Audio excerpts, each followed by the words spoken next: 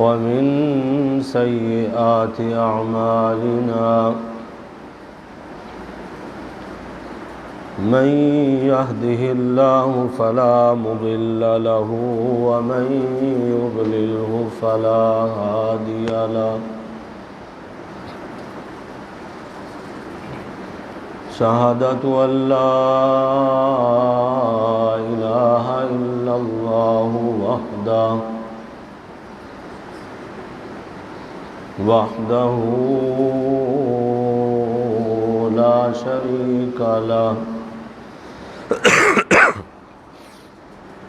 لا شريك له وأشهد أن محمدا عبده ورسوله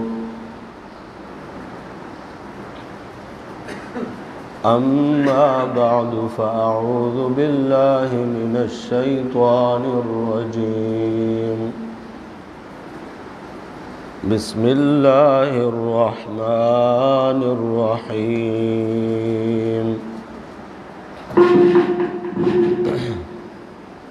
واعتصموا بحبل الله جميعا ولا تفرقوا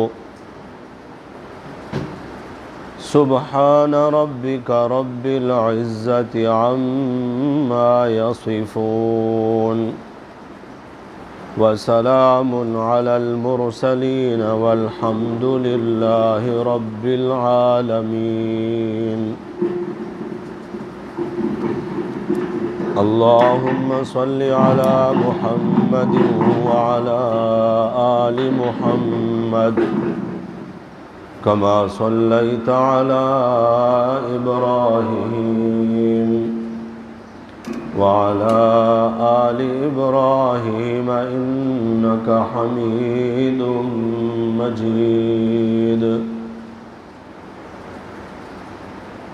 اللهم بارك على محمد وعلى آل محمد كما باركت على إبراهيم وعلى آل إبراهيم إنك حميد مجيد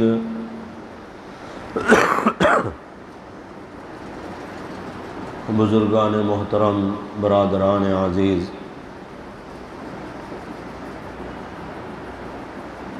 جو آیت کریمہ کا کچھ حصہ آپ کے سامنے تلاوت کیا ہے، اکثر مسلمانوں کو یہ آیت مبارکہ کا حصہ یاد ہے۔ اللہ فرماتے ہیں کہ اللہ کی رسی کو مضبوطی کے ساتھ پکڑ لو اور تم سب مل کر اللہ کی رسی کو مضبوطی سے پکڑ لو، ولا تفرقوا، اور فرقوں میں نہ بٹ جاؤ۔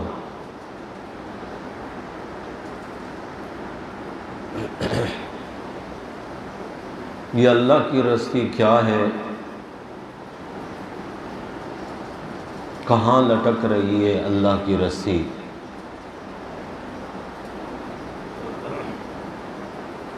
جو صحابہ کرام مفسر ہیں، جنہوں نے قرآن کی تفسیر بیان کی ہے، وہاں سے لے کر آج تک ہر دور کے مفسرین نے حبل اللہ یعنی اللہ کی رسی، اس کے بارے میں بتایا ہے کہ یہ اللہ کی رسی کتاب اللہ کی کتاب ہے، یعنی قرآن مقدس۔ اللہ نے اس کو اللہ کی رسی قرار دیا ہے۔ اور ساتھ ہی حکم فرمایا ہے کہ اللہ کی اس رسی کو سب مل کر مضبوطی کے ساتھ پکڑ لو، ولا تفرقوا، اور فرقوں میں نہ بٹو۔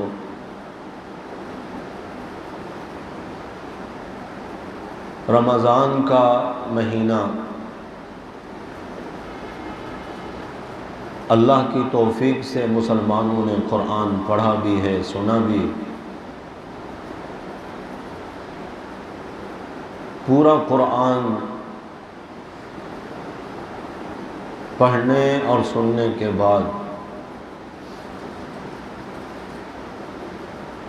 ضروری ہے کہ انسان کی عملی زندگی میں انقلاب آنا چاہیے، تبدیلی آنی چاہیے۔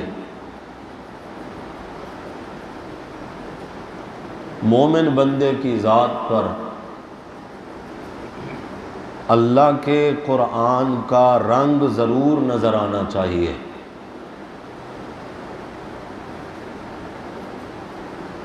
ویسے تو کوئی دن بھی ایک مسلمان کا تلاوت قرآن کے بغیر نہیں گزرنا چاہیے۔ کچھ حصہ قرآن کا روز مرہ زندگی میں، روٹین میں ضرور رہنا چاہیے، اور اس بات کی بھی کوشش ہونی چاہیے کہ ہم قرآن کو سمجھ کے پڑھنے والے بنیں، کیونکہ ہم عجم کے لوگ ہیں، ہماری زبان عربی نہیں ہے، اور قرآن عربی زبان میں آیا ہے۔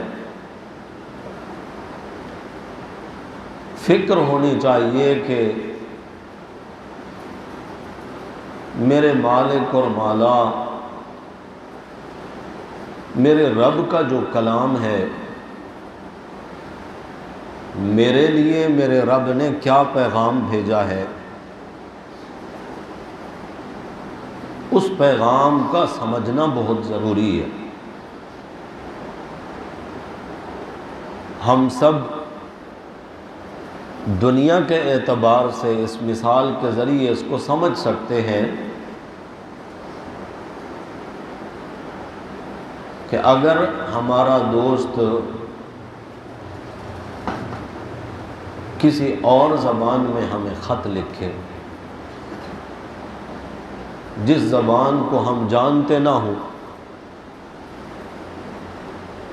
تو جیسے ہی وہ خط ہمیں ملتا ہے، اس کے اوپر جو پتہ لکھا ہوا ہے کہ بھیجا کس نے ہے خط لکھنے والے کا نام جیسے ہی ہمارے سامنے آتا ہے، اور وہ ہمارا بہت ہی پیارا دوست ہے، محبت کرنے والا ہے، اچھا تعلق ہے ہمارا اس سے،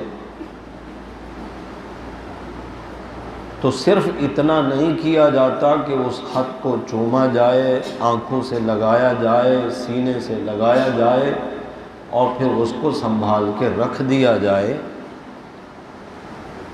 بلکہ ہر شخص یہ کوشش کرے گا کہ جو بندہ یہ خط پڑھ کر مجھے سنا دے، میں اس کے پاس جاؤں جو یہ زبان جاننے والا ہے۔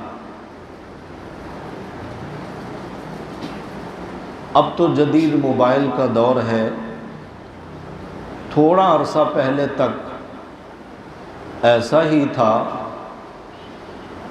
گاؤں دیہات میں خط لکھنے پڑھنے والے بہت کم افراد ہوتے تھے۔ جب کسی کا خط آتا تھا تو وہ اس بندے کی تلاش میں نکل پڑتے تھے کہ میرا خط آیا ہے، مجھے کوئی پڑھ کر سنا دے۔ قرآن کیا ہے؟ اللہ کی بھیجی ہوئی چٹھی ہے، خط ہے، پیغام ہے رب کا، اور وہ ہم سے محبت کرنے والا ہمارا خالق ہے، اس نے ہمیں پیدا کیا، پھر اس نے ہمیں زندگی گزارنے کا مکمل دستور عطا فرمایا ہے قرآن کی شکل میں۔ اس دستور کو صرف چومنا، آنکھوں سے لگا کے، سینے سے لگا کے، پھر سنبھال کے رکھ دینا نہیں، بلکہ فکر اس بات کی ہونی چاہیے کہ میرے مالک کا جو خط آیا ہے، میرے نام آیا، وہ جگہ جگہ مجھے مخاطب کر کے کہتا ہے یا ایھا الذین آمنوا، اے ایمان والو،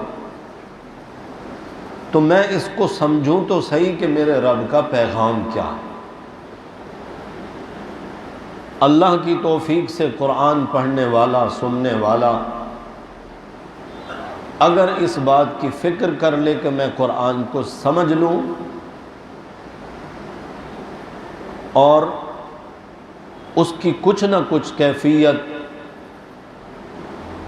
الحمدللہ ہماری مسجد میں تراویح میں پڑھا جانے والا قرآن، اس کا کچھ نہ کچھ خلاصہ بیان کیا جاتا ہے، جس سے پتہ چلتا ہے کہ کون کون سے مضامین بیان ہوئے ہیں، کون کون سے احکامات بیان ہوئے ہیں۔ اتنا کچھ پڑھنے اور سننے کے بعد عملی زندگی میں تبدیلی ضرور آنی چاہیے، قرآن کا رنگ اپنی ذات پر ضرور چڑھنا چاہیے۔ رمضان سے پہلے جیسے ایک مسلمان تھا، عملی زندگی میں اس کے اگر کمزوریاں ہیں، رمضان کے بعد بھی وہ ویسا ہی رہا تو اس نے رمضان کو ضائع کیا۔ آخر کوئی تو وجہ ہے نا کہ اللہ نے قرآن کو نازل کس مہینے میں کیا ہے؟ آپ کو پتہ ہوگا نا کس مہینے میں قرآن نازل ہوا؟ شہر رمضان الذی انزل فیہ القرآن، رمضان کا مہینہ وہ مہینہ ہے جس میں اللہ فرماتے ہیں ہم نے قرآن نازل کیا۔ رمضان میں ہی قرآن آیا ہے، اور قرآن اتنی عظیم کتاب ہے، رمضان کو کوئی نہیں جانتا تھا جب تک کہ قرآن نازل نہیں ہوا۔ قرآن نازل ہوا تو رمضان کی برکات کا پتہ چلا، اور پھر رات بھی وہ چنی اللہ نے کہ جس رات میں قرآن کو نازل کیا، وہ رات ایک رات 1000 مہینوں سے بھی افضل قرار پائی ہے۔ انا انزلناہ فی لیلۃ القدر، ہم نے نازل کیا ہے اس قرآن کو لیلۃ القدر میں۔ قدر کیا ہے؟ آپ کہتے ہو نا کہ فلاں بندے نے میری قدر نہیں کی ہے، مطلب کیا ہوتا ہے؟ میری عزت نہیں کی ہے۔ وہ عزت والی رات، اتنی اس کی عزت بڑھی اس رات کی جس رات میں یہ قرآن اللہ نے نازل کیا ہے، وہ ایک رات 1000 مہینوں سے افضل قرار پائی، بہتر قرار پائی۔ 1000 مہینوں میں کتنی راتیں ہوتی ہیں؟ کم از کم بھی 30,000 تو بنے گی نا۔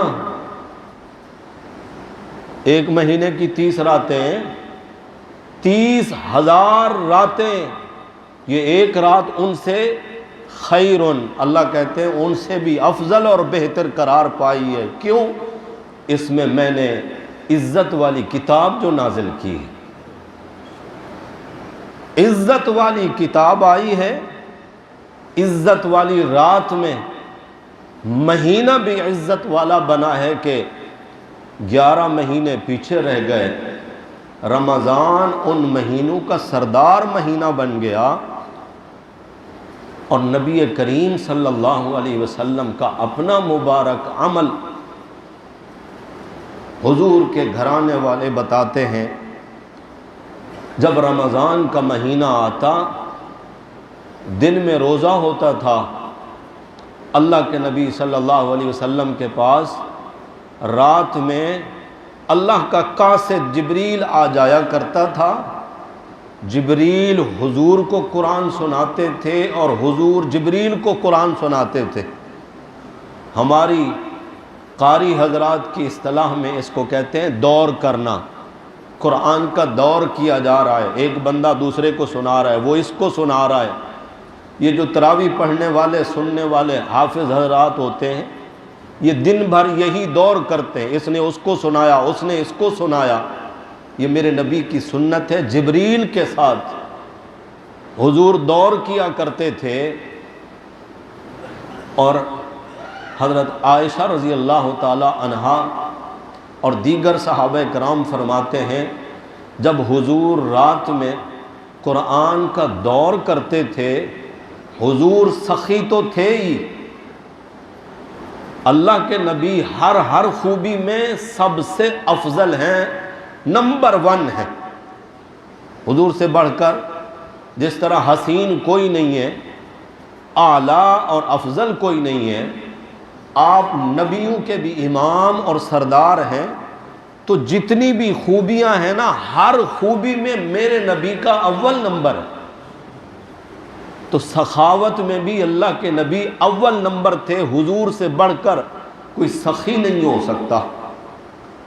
آپ بتائیے ایسی سخاوت کہ سائل آیا میرے نبی سے کچھ مانگنے کے لیے، اور میرے نبی کے اپنے گھر میں فاقے ہیں، کھانے کو کچھ نہیں، سائل کو خالی نہیں لوٹایا، کسی سے قرض لے کر سائل کو عطا کیا ہے۔ اس سے بڑھ کر سخاوت کیا ہو سکتی؟ شریعت تو ہمیں اس کا مکلف نہیں بناتی نا۔ قرآن تو کہتا ہے یسألونک ماذا ينفقون، میرے پیغمبر آپ سے آ کر لوگ پوچھتے ہیں کہ ہم اللہ کے راستے میں کیا خرچ کریں، کتنا خرچ کریں۔ قل العفو، میرے پیغمبر آپ فرما دیں جو تمہاری ضرورت سے بچ جائے وہ خرچ کرو۔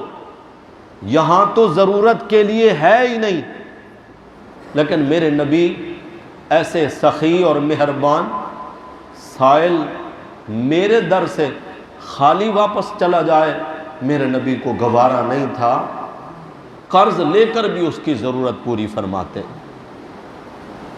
تو حضور اکرم صلی اللہ علیہ وسلم کے صحابہ فرماتے ہیں، جب حضور رات کی تاریکی میں قرآن کا دور کیا کرتے تھے، دن کے اجالے میں حضور کی سخاوت بارش لانے والی جو ٹھنڈی خوشگوار ہوائیں ہوتی ہیں ان سے بھی بڑھ کر ہو جاتی تھی کہ آپ کی سخاوت میں اور زیادہ اضافہ ہو جایا کرتا تھا۔ قرآن کی وجہ سے اللہ کے نبی صلی اللہ علیہ وسلم کے دن میں سخاوت کا یہ بڑھ جانا، یہ ہے قرآن کا رنگ اپنے اوپر چڑھا لینا۔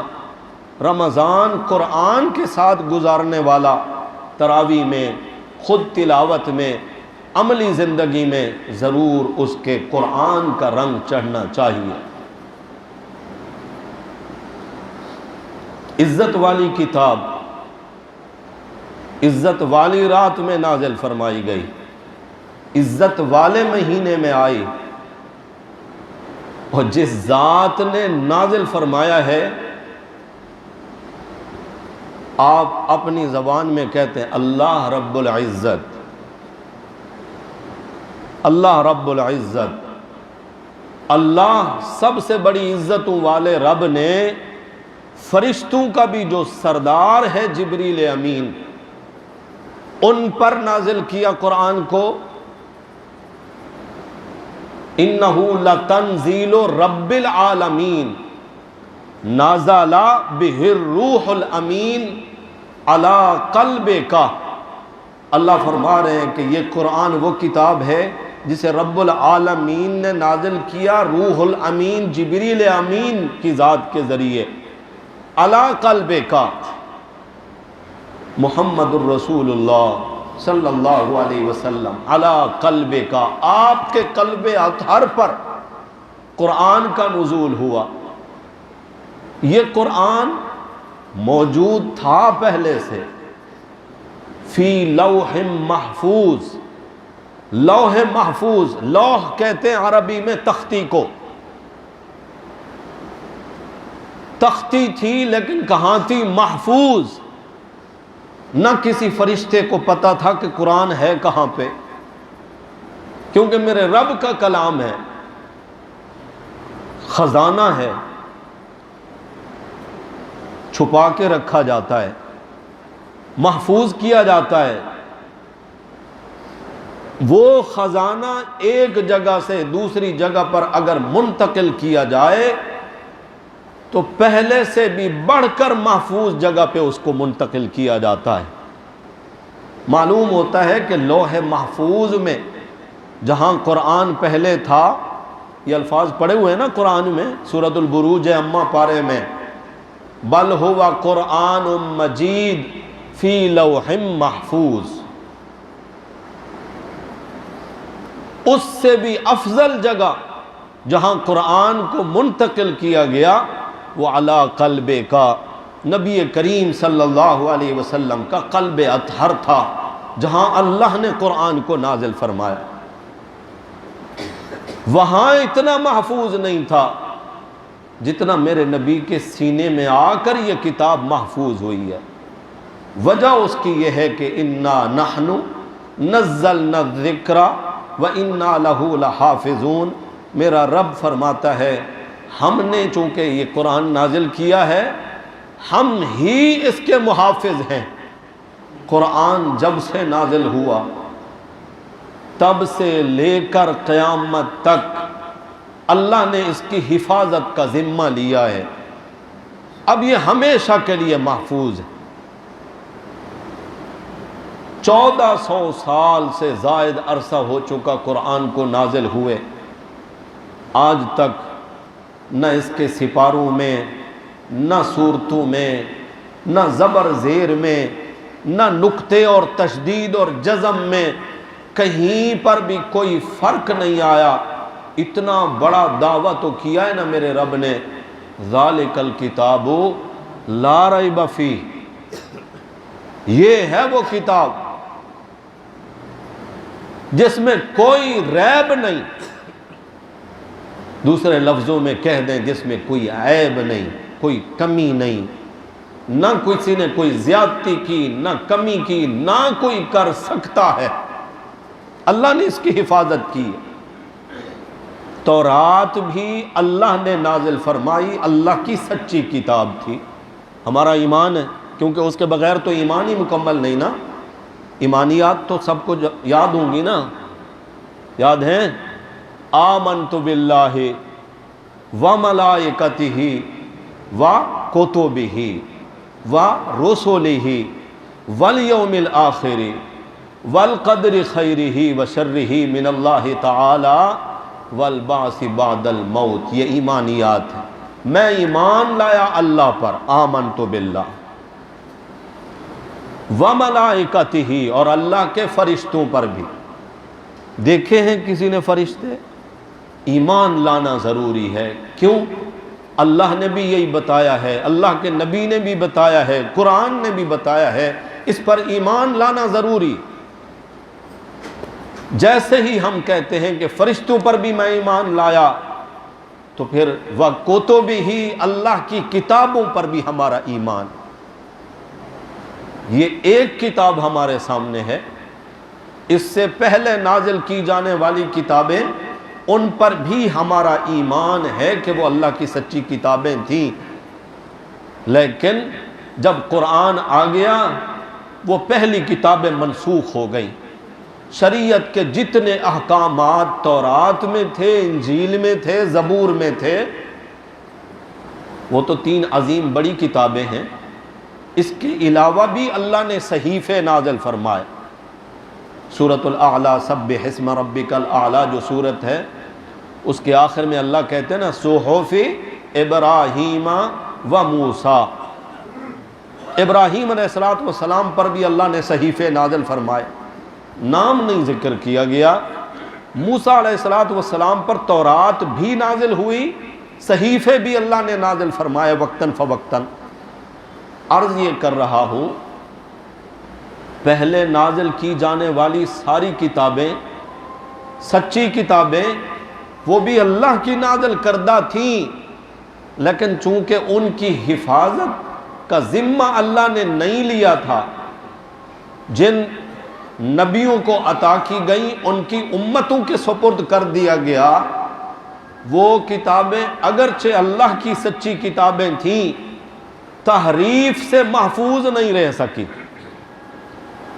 تورات کے ماننے کا دعویٰ کرنے والے یہودی آج بھی موجود ہیں، انجیل پر ایمان لانے کا دعویٰ کرنے والے عیسائی آج بھی موجود ہیں، مگر ان کی کتابیں اصلی حالت میں آج بھی محفوظ نہیں۔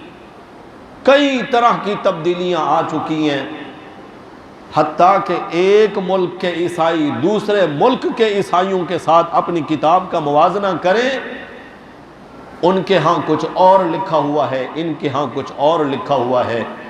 یہ واحد عظیم کتاب ہے، چونکہ اس کی حفاظت کا ذمہ اللہ نے لیا۔ یہ جیسی عرب میں ہے ویسی ہی عجم میں ہے، جیسی یورپ میں ہے ویسی ہی ایشیا میں ہے، دنیا کے کسی خطے میں آپ جائیں گے قرآن آپ کو ایک جیسا ملے گا، کیونکہ اس کی حفاظت کا ذمہ اللہ نے لیا۔ حفاظت کئی طریقوں سے اللہ نے کی ہے قرآن کی، ان میں سے ایک ذریعہ نبی کریم صلی اللہ علیہ وسلم کی طرف اشارہ کر کے فرما دینا علی قلب کا، ہم نے یہ قرآن آپ کے قلب اطہر پر نازل فرمایا ہے۔ تو اللہ نے اپنے کچھ خاص بندوں کا دل چن لیا، انتخاب کر لیا قرآن کی حفاظت کے لیے۔ قرآن کی حفاظت دلوں میں اللہ نے قرآن کو محفوظ کر لیا۔ حافظ، جو قرآن جس نے حفظ کیا اس کو آپ حافظ کہتے ہیں۔ حافظ کا کیا معنی؟ حافظ لفظ محافظ سے ہے، بھئی اس کے دل میں قرآن محفوظ ہے، یہ حافظ ہے، اس نے قرآن کو محفوظ کیا اپنے دل میں۔ ظاہری شکل میں اگر یہ کتاب اس کے پاس نہیں ہوتی، دوسرا بندہ اس کے سامنے تلاوت کر رہا ہو، ایک زبر زیر کی بھی اگر غلطی کرے تو حافظ صاحب کہتے ہیں نہیں آپ غلط پڑھ رہے ہیں، اتنا بڑا چیلنج کر دیتے ہیں سامنے بیٹھے ہوئے کو، آپ غلط پڑھ رہے ہیں، وہ دیکھ رہا ہے، وہ دیکھ کے غلطی ہو جاتی ہے بعض دفعہ زبر زیر کی، وہ دیکھ کر غلط پڑھ رہا ہے، یہ بغیر دیکھے کہہ دیتا ہے آپ غلط پڑھ رہے ہیں۔ کیوں؟ اس کے سینے میں قرآن محفوظ ہے۔ میں اس موضوع کی طرف اس لیے آپ کو لے کر آیا ہوں، اتنی بڑی جو تمہید باندھی ہے میں نے، قرآن کا تعارف کرایا ہے آپ کے سامنے۔ ہمارے جو دینی مدارس ہیں وہاں نیا تعلیمی سال جو شروع ہوتا ہے وہ شوال کے مہینے سے شروع ہوتا ہے، تعلیمی سال کا اختتام ہوتا ہے شعبان کے مہینے میں، پورے سال کا جو کورس ہوتا ہے وہ کمپلیٹ ہو گیا، رمضان کے بعد شوال میں داخلے بھی شروع ہوتے ہیں، حفظ کے، ناظرے کے، کوئی عالم بننے والا ہے اس کا کورس، کوئی مفتی بننے والا ہے اس کا کورس، نیا تعلیمی سال شروع ہو رہا ہے۔ میں دعوت دیتا ہوں آپ سب بھائیوں کو، اپنے بچوں کو دینی تعلیم کی طرف راغب کریں۔ قطعاً یہ نہیں ہے کہ دنیا کی تعلیم منع ہے، ایسا نہیں، لیکن ہم سب جانتے ہیں دنیا کی تعلیم ہماری دنیا کی ضرورت ہے، دین کی تعلیم ہمارا دین و ایمان محفوظ بنے گا، دین و ایمان ہمارا محفوظ رہے گا، شریعت کے احکامات کو ہم سمجھنے والے بنیں گے۔ اس کے لیے اللہ کے دین کو ترجیح دیتے ہوئے اپنے بچوں کو دینی مدارس میں داخل کرائیں، ان کو حافظ بنائیں، ان کو عالم بنائیں، ان کو مفتی بنائیں۔ جب آپ کا بچہ حافظ قرآن، قرآن کا عالم، قرآن و سنت کا جاننے والا مفتی، اس سے آپ کی دنیا بھی بنے گی، آخرت بھی سنور جائے گی۔ قطعاً آپ کو میں نے ابھی مثال کے ذریعے اور قرآنی آیات کے ذریعے بتایا، یہ عزت والی کتاب، عزت والے رسول پر، عزت والے فرشتے کے ذریعے، عزت والے مہینے میں، قدر والی رات یعنی عزت والی رات میں جو اللہ نے نازل کیا، آج کے اس گئے گزرے دور میں بھی جہاں جہالت صرف وہ نہیں کہ بندہ پڑھا لکھا نہ ہو، پڑھے لکھے جاہل کہ بیرسٹر ہے، قل ہو اللہ اس کو پڑھنی نہیں آتی تو آپ اس کو کیا کہیں گے؟ پڑھا لکھا کہیں گے؟ جاہل کہیں گے؟ پڑھے لکھے جاہل۔ اس جہالت کے گئے گزرے دور میں بھی جس کے سینے میں قرآن ہوتا ہے، اللہ اس کو دنیا میں بھی عزت عطا فرماتے ہیں۔ جس کی ہم آنکھوں سے مشاہدہ کر رہے ہیں، حافظ قرآن، آپ سب میرے عزت مند ہیں، میرے بھائی ہیں، ایمان میں، اعمال میں کئی طرح سے مجھ سے افضل ہیں، بہتر ہیں۔ یہ بات کہتے ہوئے مجھے کوئی شرم نہیں، کوئی عار نہیں، لیکن میں آپ سے تھوڑا اوپر بیٹھا ہوں۔ کس وجہ سے؟ کس وجہ سے؟ قرآن کی وجہ سے۔ اگر میرے پاس یہ قرآن والا علم نہ ہوتا تو کس نے میری طرف دیکھنا تھا؟ کس نے میری عزت کرنی تھی؟ اللہ قرآن کے ذریعے عزت عطا فرماتے ہیں، یہ ہمارا مشاہدہ ہے۔ یہ نہیں دیکھا جاتا حافظ قرآن کون ہے، عالم صاحب کون ہے، قرآن عزت دیتا ہے، ایمان والوں کو عزت ملتی ہے۔ آپ نے حضرت بلال کا نام بھی سنا ہے رضی اللہ تعالی عنہ، آپ نے ان پر مشرکین کی طرف سے جو مظالم ہوئے، ظلم ہوا، وہ بھی سن رکھا ہے علماء کرام سے۔ وہ بکتے ہوئے غلام تھے، منڈیوں میں بکتے بکتے کہاں ملک حبشہ اور کہاں مکہ کی سرزمین، یہاں پہنچے۔ لیکن جب بلال حبشی کو قرآن مل گیا نا، اللہ نے ان کو ایسا اونچا رتبہ عطا فرمایا، ایسا اونچا رتبہ عطا فرمایا کہ میرے نبی معراج کی رات معراج سے واپس آ کر صبح کو پوچھتے ہیں، بلال کون سا عمل کرتے ہو؟ یا رسول اللہ کچھ بھی نہیں، ادنا سا مسلمان ہوں۔ اللہ کے نبی کے سامنے حضرت بلال کی کیا حیثیت، کہاں امام الانبیاء، اور بلال تو میرے نبی کے مبارک قدموں کے ساتھ لگنے والا جو جوتا مبارک ہے اس کی خاک کے برابر بھی نہیں۔ کہتے ہیں ادنا سا مسلمان ہوں، کوئی خاص عمل نہیں کرتا۔ فرمایا بلال کچھ تو خاص کرتے ہو کہ جنت میں مجھے اپنے آگے آگے کسی کے چلنے کی، پاؤں کی آہٹ سنائی دی۔ میں نے جبریل سے پوچھا یہ آواز کس بات کی ہے؟ کہتے ہیں حضور آپ کے آگے کوئی نہیں ہے جنت میں، مکے کی گلیوں میں آپ کا غلام تہجد کی تیاریوں میں مصروف ہے، وضو کی تیاریوں میں مصروف ہے، اس کے پاؤں کی آہٹ کو اللہ نے اتنا اٹھایا، آسمانوں کی بلندیوں سے بھی اوپر، سدرۃ المنتہا سے بھی اوپر، جنت میں میرے نبی کو بلال کے قدموں کی آہٹ سنوائی۔ قرآن ملانا بلال کو، یہ غلام ہیں، یہ بکتے ہوئے آئے ہیں، لیکن قرآن مل گیا نا۔ حضرت عمر کی مجلس میں جب حضرت بلال تشریف لاتے تو حضرت عمر کھڑے ہو کر استقبال کہتے اور ساتھ میں کہتے کہ ہمارے سردار آئے ہیں۔ کہاں عمر قریش کے سردار، لیکن وہ سرداری نہیں جو قبیلے کی وجہ سے ملے، قوم کی وجہ سے ملے، عہدے کی وجہ سے ملے، مال و دولت کی وجہ سے ملے۔ فیکٹریاں ہیں، بنگلے ہیں، سرداری یہ نہیں ہے۔ سرداری تو بلال والی ہے جس کو قرآن ملا ہے کہ عمر جیسا امیر المومنین کھڑے ہو کر کہتا ہے ہمارے سردار آئے ہیں، بلال آئے ہیں۔ اللہ عزت اور شرف اس طرح عطا فرماتے ہیں۔ قرآن والوں کو اللہ نے عزت دی ہے۔ میں نے گزشتہ جمعہ بھی کچھ آیات کی طرف اشارہ کیا تھا۔ میرا رب کہتا ہے هل يستوي الذين يعلمون والذين لا يعلمون، علم والے اور بے علم برابر ہو سکتے ہیں؟ سوال کیا اللہ نے۔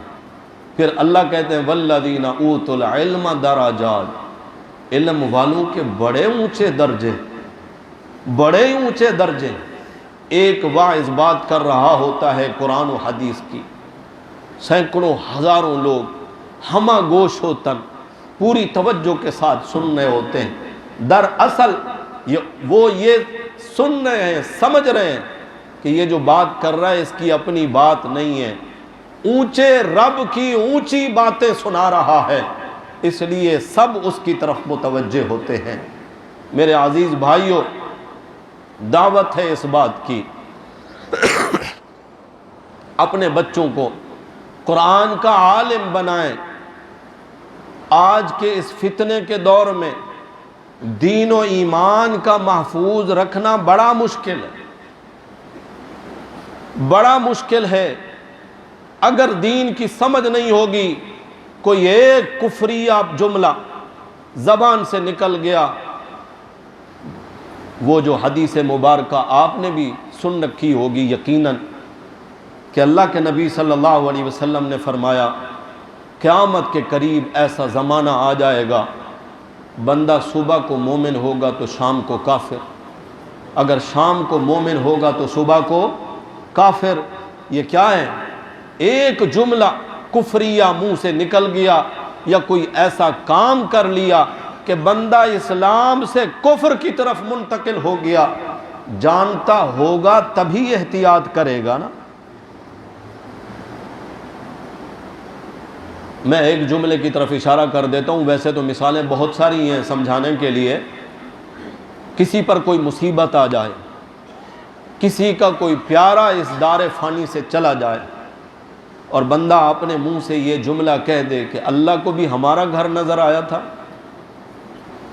یہ جملے آپ کے کانوں میں بھی کبھی پڑے ہوں گے، سنے ہوں گے۔ یہ جملہ کہہ دینا کفریہ جملہ، کفریہ جملہ ہے۔ اللہ کی مرضی ہے، اللہ جو چاہیں کرے، خوشی دے، غم دے، راحت دے، مشکل میں ڈال دے، یہ تو سب میرے اللہ کا اختیار ہے۔ علم ہوگا تو انسان اس سے بچ پائے گا کہ میں کوئی غلط کام نہ کروں۔ علماء ہی تو ہیں، قرآن و حدیث کے جاننے والے تو ہیں جو ہماری رہنمائی کرتے ہیں۔ دنیا کے اعتبار سے ہم اپنے بچیوں کو ڈاکٹر اس لیے بناتے ہیں کہ لوگوں کے کام آئیں گے، جان بچانے کے کام آئیں گے۔ کیا خیال ہے، جان زیادہ قیمتی ہے یا ایمان زیادہ قیمتی؟ علماء کرام جو بچیوں کو ڈاکٹر بنانے کی اجازت دیتے ہیں، کیوں دیتے ہیں؟ کہ ہماری با حیا با پردہ مائیں بہنیں بیماری کی صورت میں ایک عورت کے پاس جا کر علاج کرا سکیں، ان کا پردہ محفوظ رہ سکے۔ اس وجہ سے بچیوں کو بھی ڈاکٹر بناؤ تاکہ خواتین کا علاج پردے میں ہو سکے۔ اگرچہ اس کی کوئی احتیاط نہیں ہے ہمارے ملک میں، تو خیر بیڑا ہی غرق ہے سب، کہ جب کسی خاتون کا آپریشن ہوتا ہے اس وقت اس کے پردے کو کس طرح تار کیا جاتا ہے وہ تو سب کا مشاہدہ ہے۔ اللہ ہر مسلمان کو ہسپتال سے محفوظ رکھے، اللہ وہ وقت نہ لائے کہ کسی کی عزت بے پردہ ہو جائے۔ اللہ عزتوں کی حفاظت فرمائے، اس لیے اجازت دیتے ہیں۔ تو میں عرض یہ کر رہا ہوں کہ جان کا بچانا، ایمان کا بچانا، مال کا بچانا، ایمان کا بچانا، اگر ان دونوں کا تقابل آ جائے، قرآن و سنت ہمیں یہ کہتے ہیں جان چلی جائے، ایمان نہیں جانا چاہیے۔ اصحاب کہف کا واقعہ اس پر گواہ ہے کہ اگر پورا خاندان، کنبہ، قبیلہ، وطن، ملک، سب کچھ داؤ پہ لگ چکا ہے، ایک طرف یہ سب کچھ آیا ہے، دوسری طرف ایمان ہے، ایمان کو بچا لینا، سب کچھ چھوڑ دینا، اگر ایمان بچ گیا تو بس سمجھ لو کہ میرا کچھ بھی نہیں گیا ہے، اللہ کے ہاں عزتیں پائیں گے۔ اللہ ہم سب کو قرآن و سنت کے علم کی طرف متوجہ فرمائے، اللہ ہم سب کو قرآن و سنت کا علم نصیب فرمائے، ہماری نسلوں میں بھی اللہ دین کا سلسلہ جاری رکھے، اللہ ہم سب کے دین و ایمان کی حفاظت فرمائے۔ آخر دعوانا الحمدللہ رب العالمین۔